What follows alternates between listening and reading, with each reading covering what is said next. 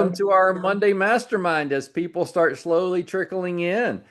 So, hey, if you don't know, we're a group of agents that like to help each other grow their business, and you can go to whygrowglobal.com.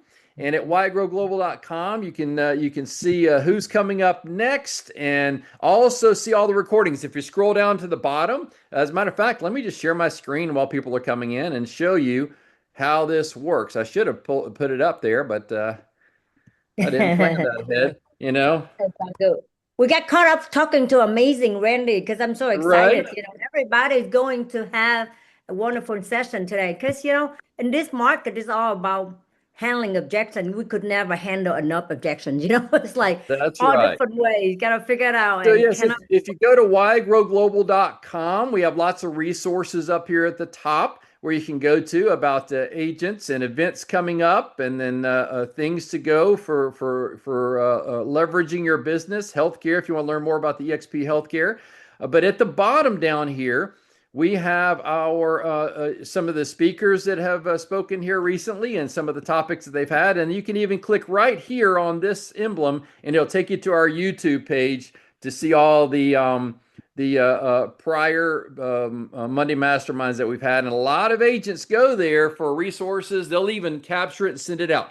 Another thing that we do is while you're here, if you ask a question, we're going to have you turn your video on because we need to see that you're a real person. And then we'll open your mic. You can ask a question, but raise your hand or put questions in the chat. We can talk about them then throughout the day or throughout the call. And then also with your video asking the questions, we'll take those snippets of you asking the question and the answer and the information, and we'll put them out on TikToks and Reels for you. And so you'll get more exposure on social media. So be prepared to do that. And we're really excited about who we have on today because we like to find what agents are doing today that's working. We want to help you to grow your business and help you hone your skills. And so we're excited to have Randy Dyck here today. Randy has been in real estate for over 33 years. And that's a long time. That's like me. That's like us. We've been in real estate for 30 years. So, and he, like us, had a background in Remax. He got almost every award you can imagine for top producing. He's done it.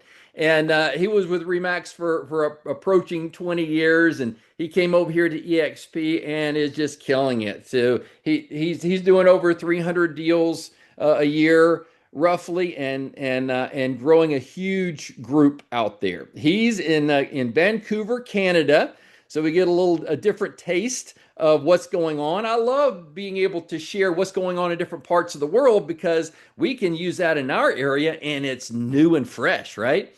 So we're looking forward to hearing what he has on how to really change the game in making things happen in buyers and sellers in your career. So, Randy, welcome. Thank you so much, Rob. That was a great introduction. Very kind, and Glad appreciate to that. have you on. Looking forward to hearing more about what you're doing up there to tweak your business and make a change. Right on. Well, I'm going to speak a little bit about framing and Yep. reframing, but it really comes down to understanding human behavior because human behavior is the most powerful thing if we can understand it and how to navigate, everything that somebody's feeling, hearing, and understanding. And so I always say, "Hey, what's the shoe?" And I say that in a way. So SHU. Have they? Have I seen them? Have I heard them? And have I understood them? Because when people are seen, heard, and understood, the level of trust goes way, way, way, way up. And so, speaking about trust, I love it when everybody's cameras are on because that's a way that I can connect with everybody and I can see you, I can hear you, Right? and I understand you so much better. So, if everybody could turn their cameras on, that would be really great. I'd be really grateful for that. But, anyways, coming back to human behavior, I'm going to talk about three human behaviors in what I call the framing process for buyers and sellers today. And those three, there's seven that are very, very strong human behaviors, but I'm only going to touch on three because of time and what we're working on. But the three that I want to touch on today, and it's just kind of the foundation of what we're going to be working through today, is fear of loss is a powerful, powerful motivator. FOMO. Come on, we know that. When we're Yeah. going to miss out on something, it's like, well, what do I have to do? What do I need to do to get this done? And so fear of loss is one of the human behaviors that we're going to touch on today in framing. And we're going to talk about what framing is, but I just want to set the foundation. Fear of loss, FOMO, is powerful. Number two out of those is people will die over their autonomy. Gosh, if it's not their idea, they're not going to do it. So how do you frame it so it's their idea? Because when they think it's their idea, they're going to do it. But if it's not their idea, they're going to fight you, they're going to kick, scream. They're not going to, follow your lead at all if you're the one leading. So autonomy is super, super powerful in helping them understand what they need to do, which is really what you want them to do. And then the last one is vision drives decision. Vision drives decision. Those are three human behaviors that are so powerful. And if you really want to understand these human behaviors, get the Full Fee Agent book written by Chris Voth and Steve Shaw. Full Fee Agents. And it's an amazing book. It talks about the human behaviors and how to handle human behaviors in everything that we do. So enough about that. That's the foundation of what I want you to understand today. Fear of loss, autonomy, and vision. These are three things that you need to introduce into all of your conversations. And so I'm going to open up a deck here, and we're going to walk through this deck that I've created. Let's see, it's hiding on me here.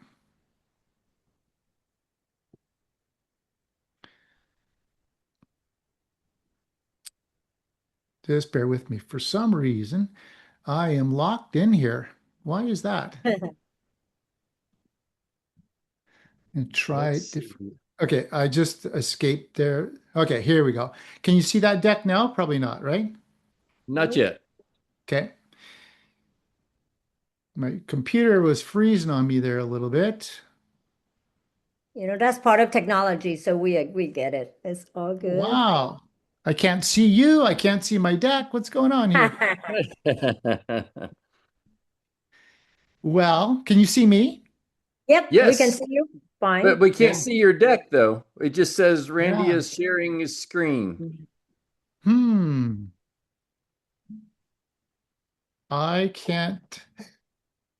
It This is really strange. I'm going to go out and come happens. back in. Okay, sounds good. Sometimes it works like that way. Yeah, let's try that. Try that. Get out and go back in. Cancel and share, reshare. Okay. Do you Tony, still you can. can Yeah. you still Yeah. see me and hear me? We can still see you and hear you well. Yeah. Yeah. Okay. Yeah. Boy, this is strange. Let's try that. Yeah, so stop sharing and then reshare and see if that helps. Well, I don't even have a screen. That's the crazy thing. Oh, really? Okay, because we're showing that you're sharing screen right now.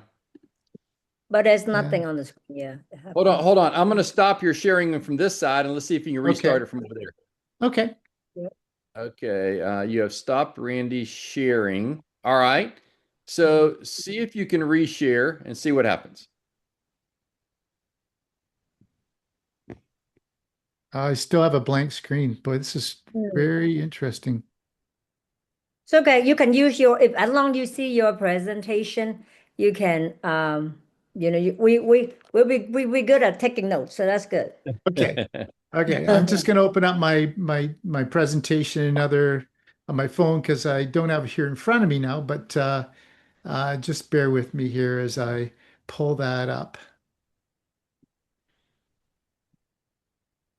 Okay. So let's talk about the secret of framing and the powerful point of that. And so framing is so important whether we're working with buyers or sellers. And what a pre-frame or a frame is really talking about the next chapter in the book before you get there, or showing the trailer of the movie, so to speak. And so you kind of get a sense of what's going to happen in the movie or what's going to happen as we walk and read through the book. And this is really important when we're talking with buyers and sellers, is how to give them an opportunity to see what the future looks like. And so if we talk about the fear of loss, or we talk about, hey, this is really your decision, autonomy, or this is the vision, this is where we want to go, this is what you've shared with me. And again, it comes back to, do they feel that I've seen them, heard them, and understand them? And so what I want to talk about today is the diagnosis, which is why deals are stalling right now. Does anybody have a deal that's stalling right now? You're just not getting a deal done.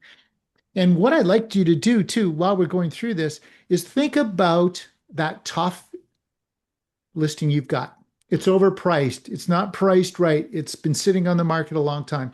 I want you to think about that. And at the end, we're going to go through and do some real live framing on maybe one of your listings or one of your buyers.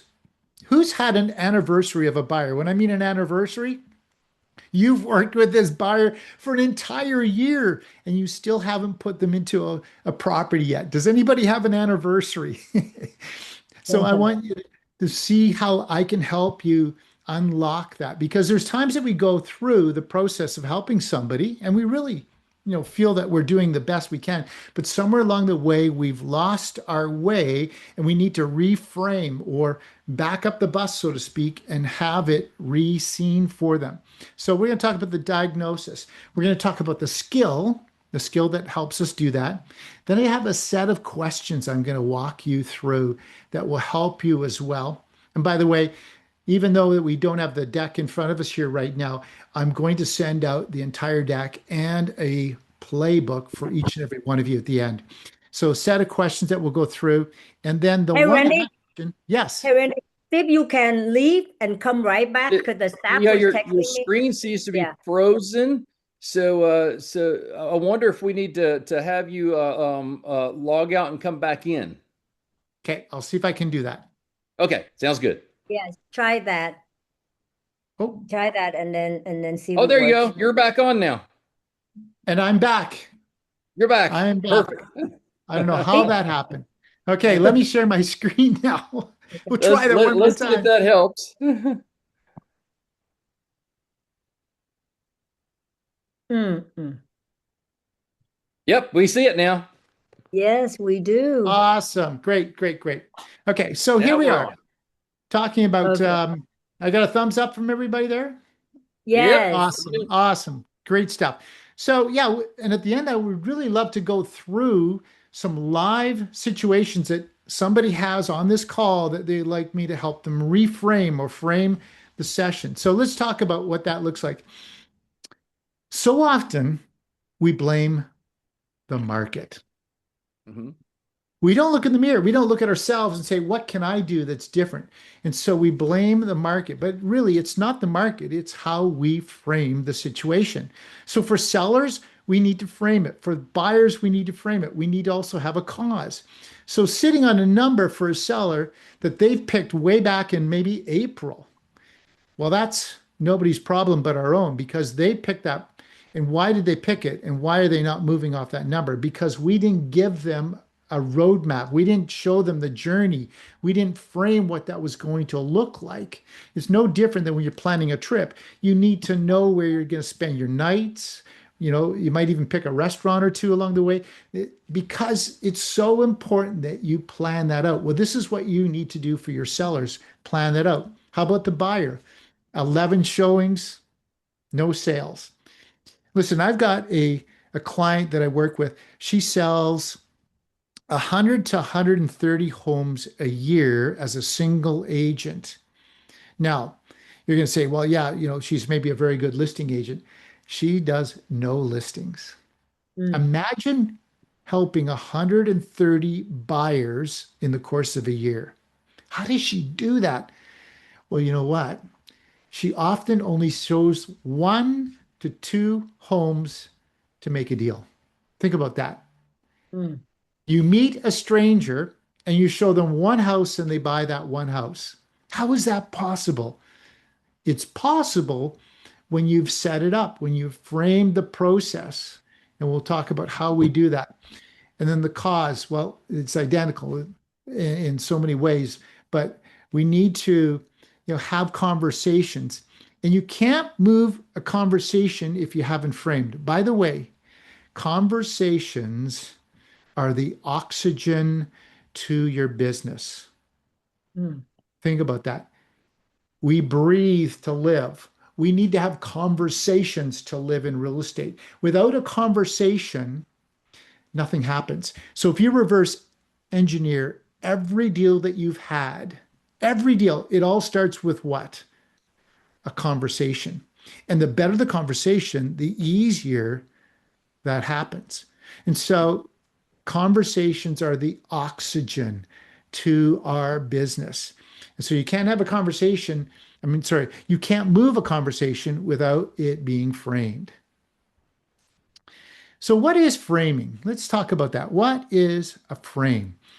And a frame is really just a container or a filter that seller or buyer is interpreting the facts that you're sharing them. Think about that. It's the filter or the container that they are receiving the facts or the information that you're giving them. Change the container, and the same conversation or the same facts means something totally different. Think about a doctor. If a doctor says, well, 90% of the patients survive by this treatment, you've got a life-threatening disease, but if you take this treatment, 90% of you are going to live. Well, people take the treatment.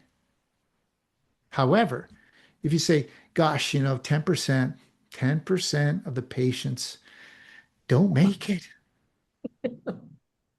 And often they will refuse. So it is how you filter, how you share, and how you set it up. So identical odds, opposite decisions, you got to do the math. You have to do the frame in order to get them to make the right decision. And you're not going to make that decision for them. They're going to make it themselves. Remember, autonomy wins. They need to know it and own it. But they only know it if you share it before the difficult conversation happens. See, we leave a lot of these conversations for the time when it's the most difficult time, when they've been on the market for months and months and months, and you're bringing up price adjustment. You're bringing up price improvement. You're bringing up adjust the price, whatever the terminology you use, it's all the same. But when you're bringing it up in the motion, there's too much emotion, and it's really difficult to get them to see it clearly from you. And you, at that point, really can't see, hear, and understand them very well. And right now, you're then the you're the chump agent, not the chosen agent. We always want to be the chosen one. And the chosen one is the one that is making them feel that they can trust you, that they feel that you see them, hear them, and understand them. So whoever sets the frame controls how everything else is judged from that point on, including you, the agent. You're going to be judged from the start of the process to the very end, and you might as well set it up so you are looking like the chosen all the way through, not the chump agent. So what does this look like when you don't frame? So when you don't frame, day one, you take the price that they want because you're just there to take it. You're not there really understanding and hearing them and laying out what this looks like in the marketplace. By day 45, you're asking for a reduction. You should have asked for one earlier, by the way. But by day 45, you're asking for that reduction. The seller hears that you were wrong because you didn't really set it up. So the seller thinks that you're the bad guy, and you defend and you dig in. And by the way, let me tell you this. Anytime you're defending yourself, anytime that you're justifying what you do, including your commissions, you're losing. You're never winning when you're justifying and when you're digging in, because now you're really not on the same team. You're at odds. You're fighting with one another, even though you're still representing them. But there's this invisible wall that is in between you being on the same team. So the listing expires and you eat the price. When you frame it, you agree on what the evidence is. You agree what the market is. You're talking about the market. You're understanding the market. And by day 45, they report the evidence back to you. In fact, what they're saying is, you're right, Randy. And when they say that you're right, in fact, often I get this where they're actually calling me to say, listen, I think we need to adjust our price. We need to, do something different rather than I instigating it. So when it's framed well, they are actually instigating it. It's their vision. Remember, we set the vision. It's their decision. Autonomy wins, and they don't want to miss out on what is on the other side of that. So that's human behavior working at its very, very best. And they raise up the decisions they need to make. Does that make sense? Give me a thumbs up if that's making sense to y'all. Yeah. Okay. So it's really about what I call the neuro-emotional persuasion questioning. People are persuaded by what they conclude out loud. They have to actually say it out loud, not just agree. And so when somebody says, in a listing appointment with me, I'm missing this. What I want them to say is, yeah, that's right.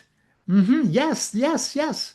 I want them to verbalize that they're seeing it like I'm seeing it, but it's actually them seeing it before I see it. Because when they verbalize it, well, now I'm on the right path. So it's about the connection. It's about having great connection.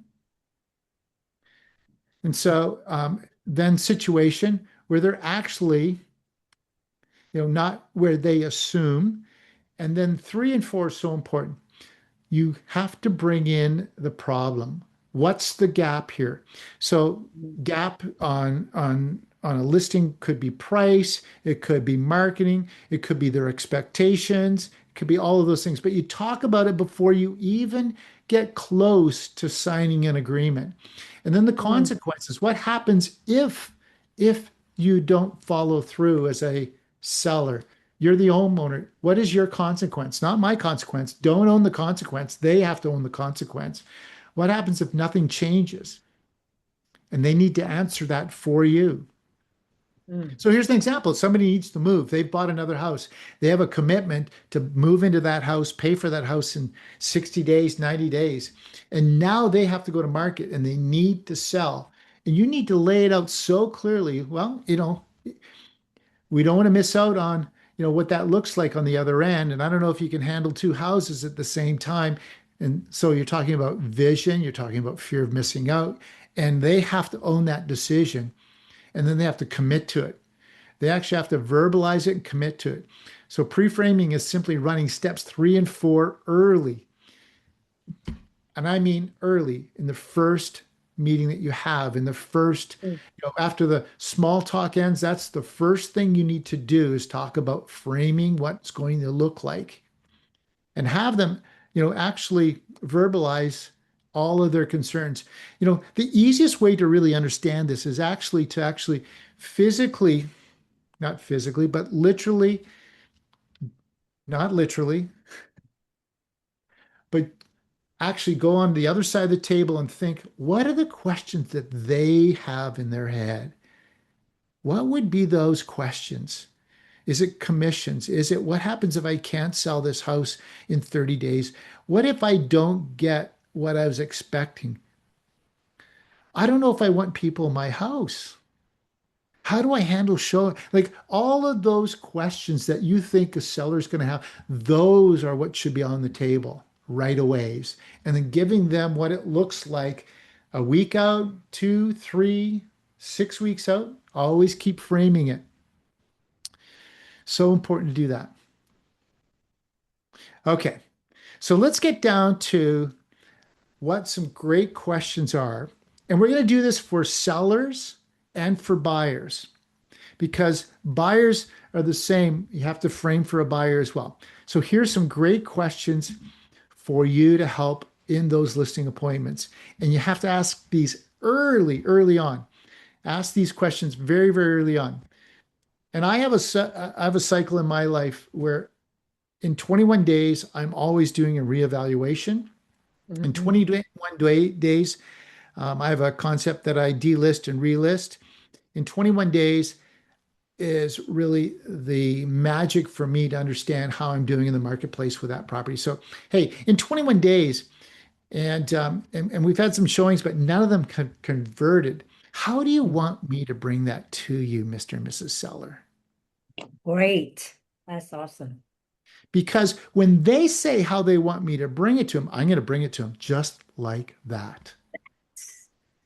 So really, really powerful. So in 21 days, but in some markets right now, I've got some markets that I coach in right now that it's 7 to 10 days. It is such a difficult market. I say in 7 to 10 days, Mr. and Mrs. Seller, if we haven't had any showings and we've had some showings and the feedback is this, what would you like me to do with it? And how would you like me to bring that to you? Wow. That's powerful. It is. Mm. And another question I would ask is, what would you what would tell you the market is saying something different than we expected? So, hey, Mr. and Mrs. Seller, we're 21 days in, and the market is telling us something. What is it telling you? Like, what are you feeling? Mm. Not what I'm feeling. What are you feeling? See, again, I want to hear them. I want to understand them. And if I am giving my piece, and they'll ask me, well, what are you thinking, Ray? Well, I will share that with you, but I really want to know what you're feeling because, gosh, this is your home. This is your money. This is, driving your vision. Remember we talked about your vision on day Mm. one? And I really want it to be your decision. And I don't want you to miss out on that new home, right? See, it's just so powerful when you frame these questions or bring these questions forward. Hey, it's been weeks. We've had no offers. How's that working for you? Like, how are you feeling about that? How many weeks is too many weeks with no offers? It's been 3 now. It's 21 days. You feeling some pressure about that? I really want to know because I wear what you wear. If you're feeling pressure, I'm wearing that pressure, and I feel that pressure all the time. This is my role as your agent, but I just want to know how heavy is it for you? Wow. And the last one is if we had to choose between and time, price and time, which one would you choose? Mm. If we had to choose between price and time, which one would you choose? Like, is taking less more powerful or less powerful for you? Like where are you at? Like, how is that working for you? These are just really, really great questions. Mm. Um, and again, it's autonomy. You're asking them. People defend their own conclusion, not yours. So the answer becomes a permission slip to use in 45 days or 21 days or 7 days. And you should be writing down their answers. By the way, I don't know if you noticed this, but I record everything of my day. Mm. And I go into an appointment and I say, folks, I like to record my day because I just can't remember everything. So I always write Mm. a summary at the end of the day for myself through this recording. And I'd really love to record our meeting and send you a summary of everything we talked about. Would that be okay with you? And 9 out of 10 Wow. say yes. And by the way, what I do with this summary is I drop back into one of my AIs and I say, hey, you've now listened to the transcript. You know these people, you know their makeup and their personality type, whether you're using disc or bank or whatever profile you use, write it in their voice to meet their personality. And at the end, make sure that you don't make it too salesy, but make sure they understand that Randy is their very best choice as an agent. So always be either writing it down or recording. I would encourage you to record it. By the way, this thing has saved me so much money because people forget what they say. Right. And I can say, well, by the way, Wow. I've got a transcript from this conversation Right? we've had. Man, you ease in and you get connecting with them and you free frame them and get them all comfortable. And I'm like, oh my, that's Yes. good. That's good.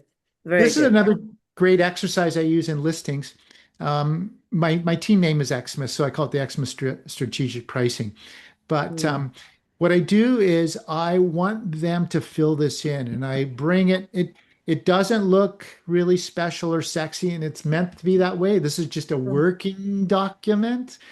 Sometimes you can make things look too special.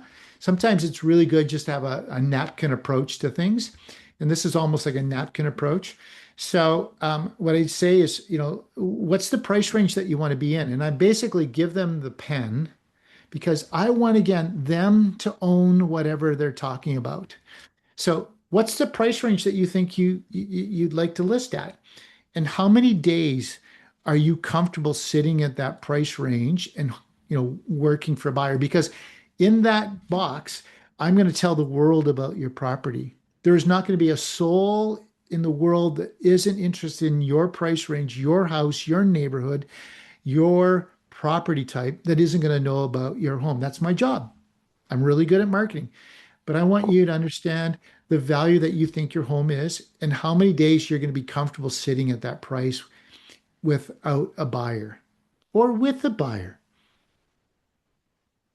And the most valuable thing I can do at that point is put some tape over my mouth and be really quiet and still and talk softly. Mm. And my concept of what I do is I will sit there around 21 days and I'll say, listen, because eventually I'm going to have to jump in and share a little bit, but I'll say that, every buyer in the marketplace has had an opportunity to see your house, whether they've come by or not, that's their prerogative. And then I'm going to terminate the listing and come back on as a fresh new listing. And I do that about every 3 weeks, depending on the marketplace. Recently, the market's been pretty tough in my market, and I've actually been doing it over 14 days. And Mm. so every market does things different. Every MLS does it differently. I'm allowed to do that in my marketplace. Cost me a few bucks, but it's quite a valuable tool because it really makes them look like I'm working again and again and again and again for them. Because what do sellers say? My agent put a sign in the lawn and I never heard or seen him Oh my God. again. So it's just another way of doing that. Yeah. Um, Another technique, and this is offline here, but just while we're talking about things that I do to make them feel alive and that I'm working for them, is I do a reverse offer. Do you guys know what a reverse offer is? Okay, so I do lots of reverse offers too. It just makes me look like a hero in front of my sellers. So, anyways, Go this ahead and is explain it again because there might be some people on this call that Yeah. have not done it before. So go ahead and explain it. yeah. So Yes. so reverse offer. If I've had somebody come through twice, another agent shown the property twice, I'll actually go to my sellers and I'll write an offer that is a reverse offer. So my sellers write an offer to the buyers. Mhm. Mhm. And, of course, it's got the usual subjects and usual whatever it would be from the buyer's agent. But then I call up the buyer's agent and I say, I've got an offer for you. And they kind of go like, I don't have What? any listings or what property did you show? No, no, it's the property that you showed of mine. And my sellers are really keen to make a deal. And so they've written your buyers an offer. It doesn't work that often, but what it does do is it makes me look like a hero. And it also gets me a price adjustment almost, the day it doesn't come together. The next day, often I get a price reduction because of the effort that I've put into that. So, anyways, just another really cool piece to look proactive with your sellers. Okay, so let's That say, technique would be good to use for those listening. Randy, that was the biggest tip. And that's what Rob and I have been talking about is in this market, we couldn't do it in any other market, but this market right now, right here, is the perfect market to do reverse offering. And this Mhm. is it. This is the market. Great point. right, absolutely. I find reverse offers work especially well in Yes. a luxury market. Mhm. Yes. More so in a luxury market because Yeah. luxury seems to have a bit more of a list to sale price ratio, a larger ratio, so it works a little bit better in a luxury market. I find. Right. Yeah. Awesome. Okay, so we all have failed along the way. I've messed up so many times, and I have to go back to a listing and reprice and reframe. And so this is how I found the easiest way. In fact, any time in life that I've screwed up, and I do it often with my wife, with my children, with my clients, and this is the easiest way for me to get back on track is basically say, can we start over? That's it. Hey, you know what? I know I with my wife, I haven't been as kind as I should be to you today or whatever it may be. But can we start over with a client? Hey, I got to take some blame here. Can we start over? It immediately gives you the opportunity to back up the bus and have a forgiveness approach to moving forward again. It's really, really powerful. So when I've missed it or when you've missed it, take the blame. So that's number one. Take the blame. I want to own something. I don't think I prepared you well enough for what this market is like today. In fact, it changed and I didn't see it coming. So that's on me because I'm your agent. When Mm, you own something, people give you so much grace.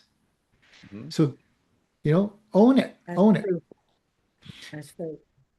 And then ask, don't tell. When you look at the last 8 weeks or the last 21 days, what's your read on what the market is telling us?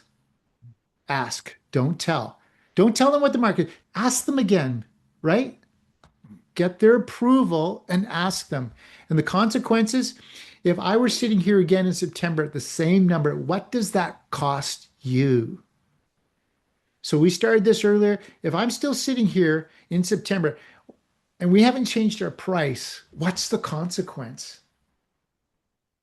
Fear of missing out, powerful. And again, autonomy, you got to let them decide.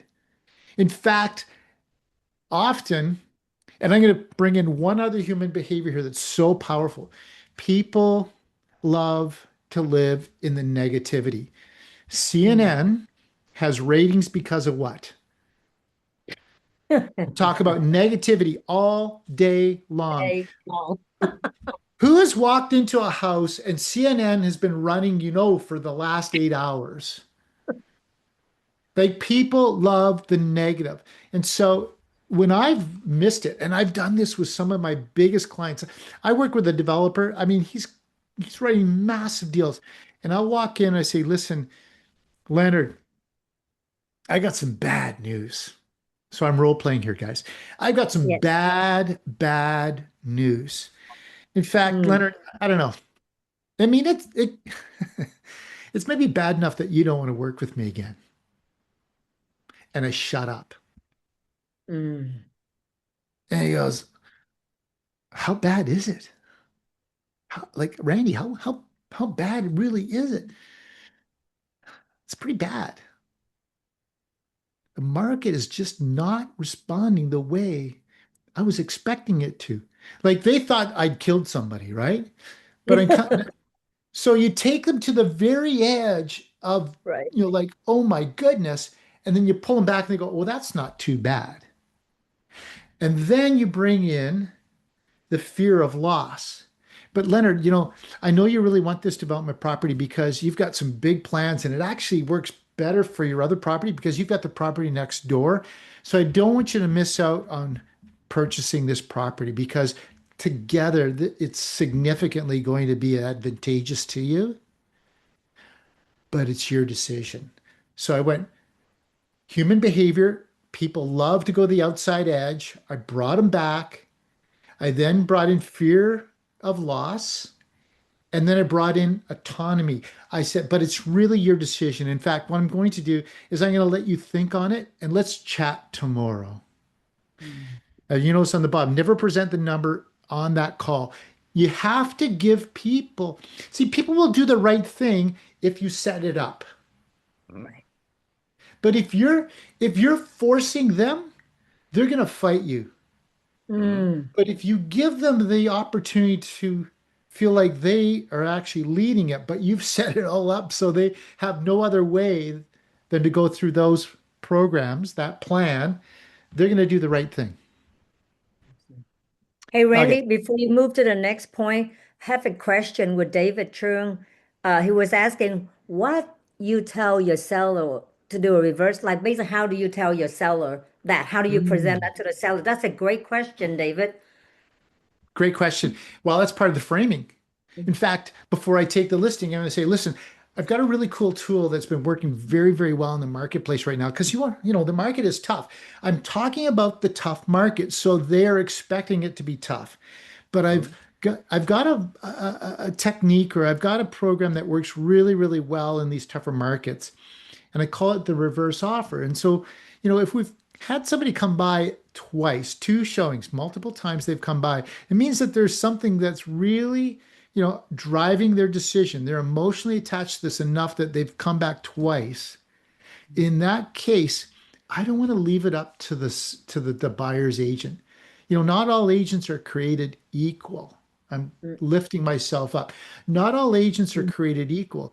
And so I've found that this is really beneficial for that agent that can't quite get somebody to write. And by the way, writing's the most difficult part. Once we've got an offer in writing, things seem to flow a little bit easier and we get to the finish line. So it's really important that we get somebody to put something on paper. And in some cases, I have to do that for the other agent. So I just want you to be aware that I may come to you and I may say, let's write a reverse offer. Does that make sense to you, Mr. and Mrs. Seller? Can you see how that may be beneficial to you selling your home? Wow. That's how I would Mhm. play it. So That let's is talk about, was that anything else on that? David, anything else? Oh, that was perfect. That was Very good. good, Randy. Are you only do that for people show it twice, or is just anybody showing the house? Well, I have a thing in my head. If somebody has to come back three times, they're not going to buy it. But because they're trying to convince themselves, let's go see it one more time. Maybe I see something. So that's just my theory. But if I have somebody that has come through twice, I'm going to write a reverse offer every time, and not only for the sake that trying to make something come together. That's ultimately what I want to do, but Yeah. I've now said something that I need to follow through on, right? If we if we say we're going to do something, we have to do something because every time I deliver on what I'm going to say, I build my trust meter higher and higher and higher. So, for instance, I say, by the way, every Friday I'm going to be reaching out to you and giving you feedback on what's happening in the marketplace, who we're competing against, and the feedback from the showings that we've had. And what is the best time for me to reach you, Mr. and Mrs. Seller? 3 o'clock or 4 o'clock on Friday? 3 o'clock. Okay, great. You got to call them 3 o'clock on the dot. You call them 3 o'clock every Friday, you get whatever you want on that fourth Friday Mm, because you're delivering what you said. we do. Okay, let's move on to buyers because buyers are is it's as important to frame the buyer conversation as the seller conversation. Buyers stall for the same reason sellers overpriced. Nobody defined what the right one means before the tour. So before you go on your first showing, you got to sit them down. I, I spend at least an hour with my buyers if I can in a meeting before we show or before I show them any homes. And remember, I shared about this agent that I coach that sells hundreds of homes to buyers. This is what she does. She Mm, sets them up that the very first home they view is probably the best home. So when we walk them through the process, and by the way, I'm a pro. I I've sold X number of homes. I know the market inside out. That's why you've hired me. And you know what? I'm going to go through, two, 300 homes, and I'm going to pick the very best home for you on day one, the first showing. Because you want to save time and effort, don't you? Of course. Thế chị có được là So cắt. go ahead, Kim. No, that was great. Hold on, let me mute David real quick. Yes, I said that was great free framing. Like when I working with my buyers, I say, guess what? Most of the time I'm going, I'm like out of these home, I'm gonna pick the best 5 of 5. Now these five and if we take a look at these five and none of this you like, then the two things we're gonna do, we're gonna either raise the price or you just gotta learn to settle for having no extra whatever is important to them. And they go like, what? They were like, I thought I'm gonna get everything. Well, in this market, whatever, right? And this price range, because sometimes we have to let them know ahead of time. So after those five best home that we found, and they don't like it, they know they have to do something, right, Randy? That's awesome. I Yes. love it. And just a few words. By the way, everybody, you should be coming up with your own language Right, about real estate. Because if you sound like the other right. million of real estate agents, you're just going to be lumped in as just another real estate agent. Have your own language. Yeah. So one of the things I say is I never talk about an offer. I talk about a reservation. Ooh. Hey, when we find that right home, let's put a reservation on that home, not an offer, a reservation. And they look at you like, what are you talking about? And I go, well, that great restaurant, in your town that you want to go to on Friday night at 7 o'clock. In order to get into that restaurant, you got to make a reservation, right? That's what we're Mhm. doing. We're reserving our place on this home. Reservation versus an offer. Beautiful. So before the third showing, we've seen three. What's changed about what you're looking for? If I'm showing them 4, 5, 6, 7, 8 houses, what are we doing? What have we missed here? What have I missed? What have you missed? Like, let's make sure that we're on the same page because we framed what we're going to look for. Mm. So important. The buyer who defines their own criteria out loud stops shopping and starts deciding. You need to ask the question, what do you really want? Why do you want that? And we're going to get to some reasons how we do that in a bit. But before the offer, if someone else writes on this, are you going to be disappointed if you miss out on a few $1,000s? You're framing that before you get there. See, you can't have that conversation in the middle of writing the offer. You can't bring that up in the middle of the offer because at that point, they're going, oh, okay, our agent is working us right now. But if you had that conversation day one before they saw any property and just say, listen, at times we're going to see that perfect property. In fact, I wanted you to know that, if 75 to 80% of your boxes are checked off, that is a perfect home for you. I've been doing this for 30 years. I've sold 7,000 homes. I know when you see something that's 75 to 80% perfect, that is perfect. We're never going to find that perfect house that checks off every box. So, if you're checking off 7 out of 10 or 8 out of 10 of those boxes, this is the right home. Right. And often play that up too. I would say, no, we can do better than this. We can do better than this. Like when it's not the right house, that's the language I use. Hey guys, we can do way better than this. But then when I do find the right house for them, I say, this is a good one. Mhm. This is a really, really good. Like it's how you share it, how you say it, that people feel comfortable to move forward. So again, make sure that they're defining their own criteria. And this is where fear of loss and vision comes in. They're not shopping. They haven't decided what deciding looks like. Fear of loss and vision. Anything on this? This is the buyer piece. Anybody have any questions on this? Man, that was legit. I like that. I do too. It's amazing. Okay. Well, let's talk about tonality because tonality is so important and our questions are so important. So you just can't blurt out some of these questions. You got to kind of ask it in such a way. And I wear this piece in my forehead all the time. Curious and deep. curious and deep. I just keep telling myself, Randy, be curious. And they open up, you can go a little bit deeper with a little bit more curious of a question. Curious and deep. But again, you have to make sure that it doesn't sound like you're trapping them. So it's just Mm, I want to understand. I want to understand, like you said that you could maybe make it work with one bathroom. I need to understand, like why would you make it work with just one bathroom, or why is that? I'm just, like you have to ask it curiously. And then slow is fast. Slow is fast, slower than natural. Drop your mm, pace on these questions. I don't know. You probably have seen that I'm raising my voice and I'm slowing down in this, even in this presentation, right. because the slower I go, the more you're going to hang on to every word.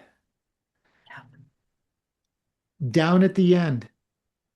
Sometimes we go up and it doesn't land. So we have to actually come down on the end of our tonality.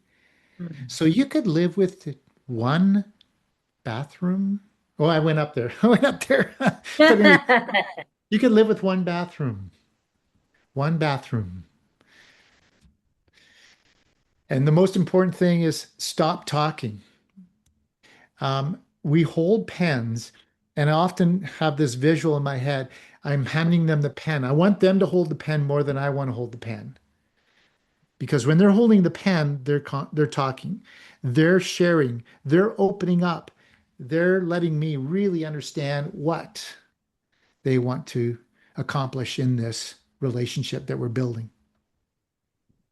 So I don't know. Does anybody have anything live that they want to bring, or is that we're at boy, we're almost at the top of the hour here. Went a little longer than Right. I That thought. was so good.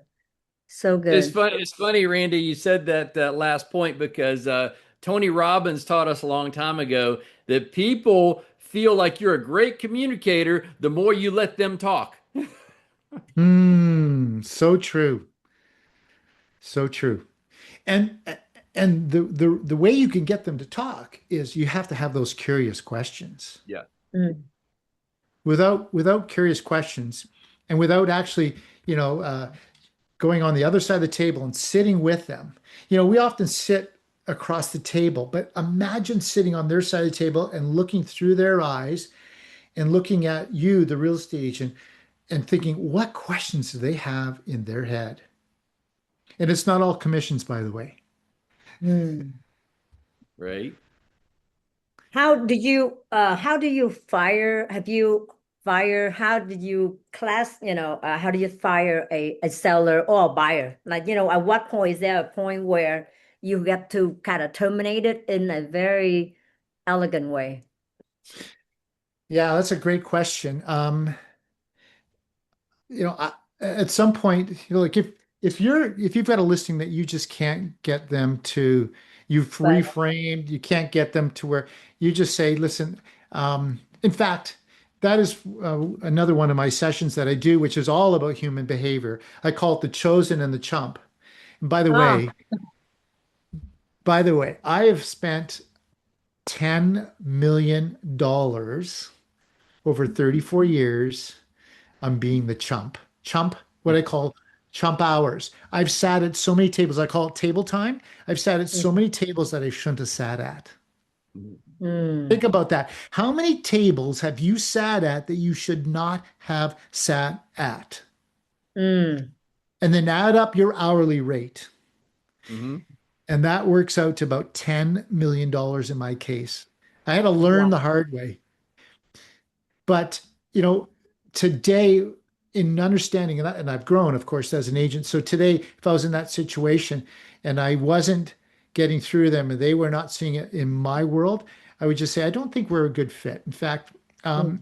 I know another agent that I think would be a really good fit for you and your wife.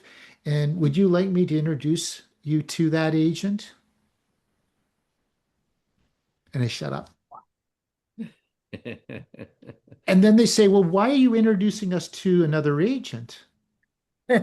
Why are we not a good fit?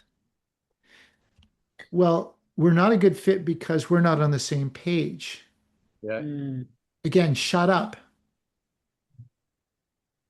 Because when you're justifying, you're losing. So I don't think we're on the same page. So I'm not going That's to justify we're not on the same page. I want them to tell me why we're not on the same page. Mm-hmm. And then often it's, well, you mean we're not on the same page as far as price? Yeah. Mm-hmm. Now they've opened that up.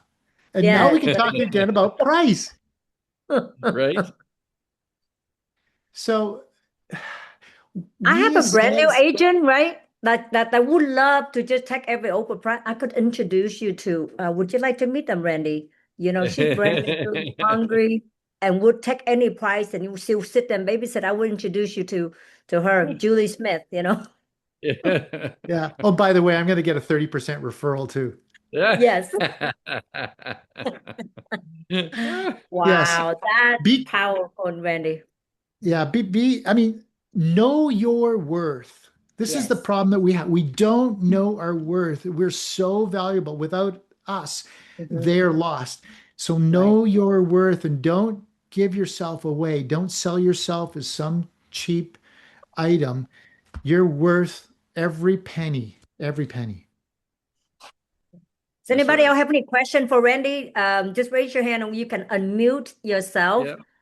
If you'd like to ask Randy any question, it's like I know a lot of people are taking this information in. They are That's right. invaluable. Randy, Because really, it's not just what you say, it's how you say it, right? oh, Hmm. wow, Yeah.